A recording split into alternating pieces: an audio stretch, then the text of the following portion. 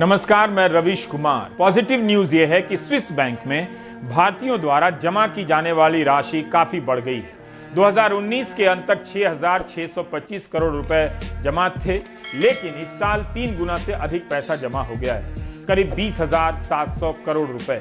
13 साल में सबसे अधिक। आप भी कोशिश कीजिए कि स्विस बैंक में खाता खुल जाए। अब चूंकि भारत में ईमानदारी की गंगा बह रही है, तो स्विस बैंक में जमा पैसे को काला धन कहना सरासर गलत होगा। इसमें वो राशि शामिल नहीं है जिसके बारे में खुलासा नहीं किया गया है, यानी काले धन की संख्या इससे अलग हो सकती है। अखबारों में इधर उधर कुछ खबरें छप रही हैं कि लोग अपनी फिक्स डिपॉजिट तोड़कर घर चला रहे हैं। दूसरी लहर के 2 महीने पहले इंडिया स्पेंड में रोहित ईरानी की रिपोर्ट है कि लोग अपनी बचत का इस्तेमाल कर रहे हैं, कम खा रहे हैं। रिपोर्ट में बताया गया है कि आरबीआई और आर्थिक सर्वेक्षण के मुताबिक जीडीपी के अनुपात में घरेलू बचत का हिस्सा कम होने लगा है। घरेलू बचत का स्तर 1991 के स्तर पर आ गया है, उससे बस थोड़ा ही अधिक है। इस रिपोर्ट के अनुसार पिछले साल से ही लोग कम खा रहे हैं। जाहिर है इनकी सेहत भी खराब हुई होगी। कमजोरी कई तरह की बीमारियां लाती है। अयोध्या में जमीन खरीद का मामला ठंडा नहीं पड़ रहा है। मुख्यमंत्री योगी आदित्यनाथ की सफाई के बाद भी कि इसमें कोई घोटाला नहीं है, रोज नए नए तथ्य सामने आ रहे हैं, मीडिया की रिपोर्ट में भी और विपक्ष के अलग अलग दावों में भी। राम जन्मभूमि ट्रस्ट की खरीदी गई जमीन पे ताज़ा विवाद ये है कि एक ही शख्स से बोर्ड ने 2 ज़मीनें खरीदी। हमारे दाहिने हाथ की तरफ जो ज़मीन खरीदी वो 18.5 करोड़ में खरीदी गई। ये खूबसूरत बाग है। और हमारे बाएं हाथ की तरफ जो ज़मीन खरीदी गई उससे थोड़ी ही कम ज़मीन सिर्फ 8 करोड़ रुपए में खरीदी गई।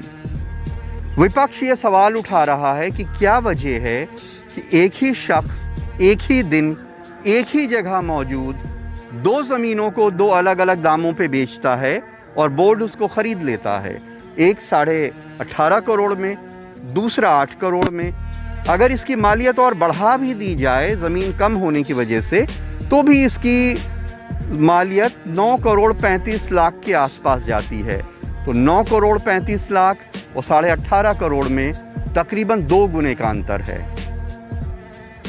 राम जन्मभूमि ट्रस्ट ने इन बागों की 2 खरीद 18 मार्च को एक साथ की। ट्रस्ट ने 6:51 पे 10,370 स्क्वायर मीटर का बाग 8 करोड़ में ख़रीदा और 7:15 पे 12,080 स्क्वायर मीटर का बाग 18.5 करोड़ में ख़रीदा। पहले बाग के दाम से दूसरे की कीमत करीब 9 करोड़ 32 लाख हुई। इस तरह दूसरा बाग करीब दूने दाम पे ख़रीदा गया, यानी सिर्फ 24 मिनट में ज़मीन की कीमत दूनी हो गई। विपक्ष इन आरोपों के साथ इन खरीदों पे लगातार सवाल उठा रहा है। एक जमीन है 12,080 वर्ग मीटर, एक जमीन है 10,370 वर्ग मीटर, एक जमीन का दाम है 18.5 करोड़ रुपए, एक जमीन का दाम है 8 करोड़ रुपए। ये भ्रष्टाचार है कि नहीं है? अयोध्या में राम मंदिर का विवाद करीब 125 साल बाद हल हुआ है और भगवान राम के भक्त जल्दी उनका मंदिर देखना चाहते हैं। इस विवाद से आम भक्तों से लेके साधु सन्यासियों तक में प्रतिक्रियाएं हुई हैं। इसी तरह से राम जन्मभूमि का मामला जब आया तो जब उसका निष्कर्ष निकलने को कहा तो आपने कई ट्रस्ट को बदल दिया। ऐसे लोगों को बनाया जो भ्रष्टाचारी थे, जिसके लिए आपको खरीदनी पड़ रही है। चंपत राय को कौन जानता था? ये कौन आदमी है, क्या है? राम जन्मभूमि ट्रस्ट के सचिव चंपत राय कहते हैं कि राम मंदिर के आसपास से कुछ मंदिरों और मकानों को हटाना पड़ रहा है।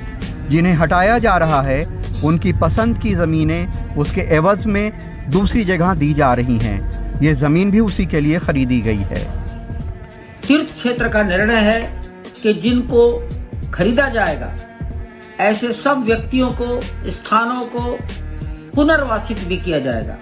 पुनर्वास करने के लिए भी उन्हीं की सहमति और पसंद की जमीन को हम खरीदेंगे और संबंधित संस्थानों और व्यक्तियों को प्रदान करेंगे। किशोर कुमार साहब का एक गाना है कि देखो ऐ दीवानो ये काम ना करो, राम का नाम बदनाम ना करो।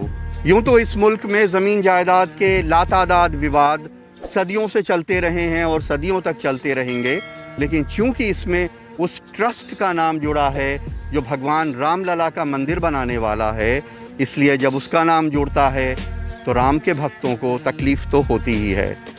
अयोध्या में विनीत वर्मा, राजेश गुप्ता और प्रमोद श्रीवास्तव के साथ कमाल खान, एनडीटीवी इंडिया। सवाल है कि आईटी सेल जो फैलाएगा उसी पर लोगों को यकीन करना है, तो ऐसे तथ्यों की क्या भूमिका रह जाती है। चारों तरफ और रोज झूठ देखते देखते होता यह है कि देखने वालों को झूठ की आदत पड़ जाती है। जैसे ही कोई नया तथ्य आता है, देखने वालों के विचार तंतुओं में शॉर्ट सर्किट हो जाता है, जिससे उल्टा वो नाराज हो जाता है। जमीन के सौदों को लेकर जो सवाल उठ रहे हैं उससे कहीं ज्यादा प्रभाव इस बात का है कि सवाल उठाने वालों के खिलाफ व्हाट्सएप यूनिवर्सिटी में किस तरह के मीम बन रहे हैं। आपको यकीन ना हो तो रिश्तेदारों और हाउसिंग सोसाइटी के व्हाट्सएप ग्रुप में चेक कर लीजिएगा, साथ में अपना बीपी भी चेक कर लीजिएगा। ब्रेक ले लेते हैं।